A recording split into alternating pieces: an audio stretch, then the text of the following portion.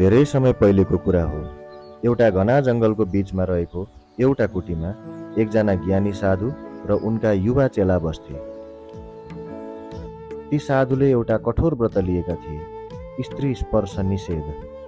उनी कुनै पनि महिलालाई छुँदैनथे र आफ्ना चेलाहरूलाई पनि सधैँ नारीहरूबाट टाढा रहन उपदेश दिन्थे। चेलाले पनि गुरुको यो नियमलाई परम सत्य मानेर अक्षरशः पालना गर्दै आएका थिए। एक दिन गुरु र चेला कुनै काम विशेषले अर्को गाउँ जान हिँडे।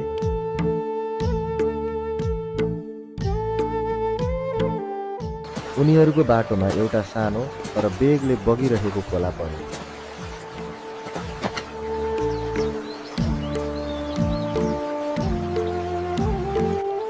वर्षाको समय भएकाले खोला अलि बढेको थियो र पानीको बहाव पनि तीव्र थियो।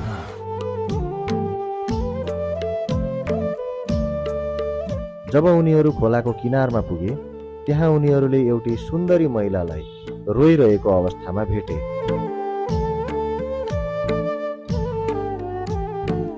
ती महिला पनि खोला तरेर पारी जान चाहन्थिन्, तर पानीको डरलाग्दो बहाव देखेर उनी तर्न सकिरहेकी थिएनन्। चेलाले मनमा नै सोचे, हामी त साधु हौँ, हामीले उनलाई छुन मिल्दैन। उनी टाढैबाट खोला तर्न तयार भए।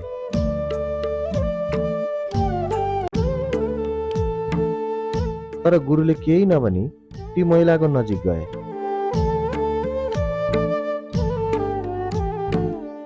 र उनलाई आफ्नो पिठ्युमा बोकेर सुरक्षित रूपमा खोलाको पारी पुर्याइदिए।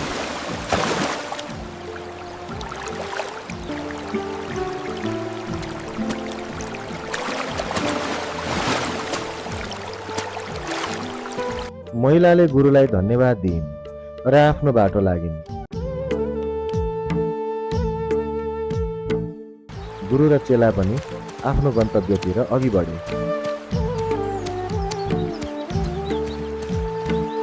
जङ्गलको बाटो हिँड्दै गर्दा चेलाको मनमा आँधी चलिरहेको थियो।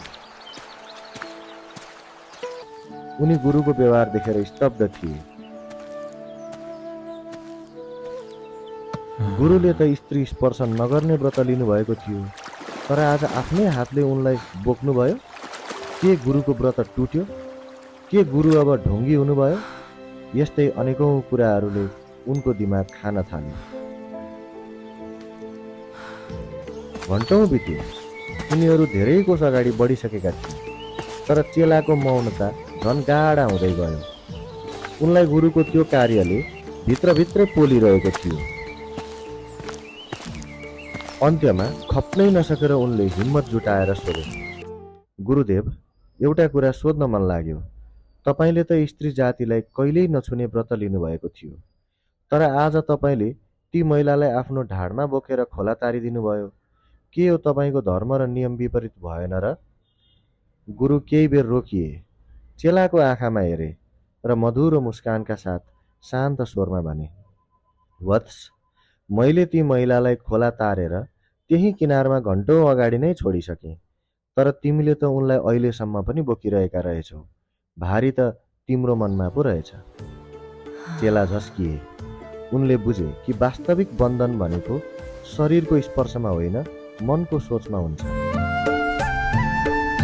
यस कथाले हामीलाई जीवनका विभिन्न महत्त्वपूर्ण पाठ सिकाउँछ। नियम र व्रतहरू मानिसलाई अनुशासनमा राख्न बनाइएका हुन्, तर कसैको सेवा वा मद्दत गर्ने अवसर आउँदा ती नियमहरू गौण बन्नुपर्छ।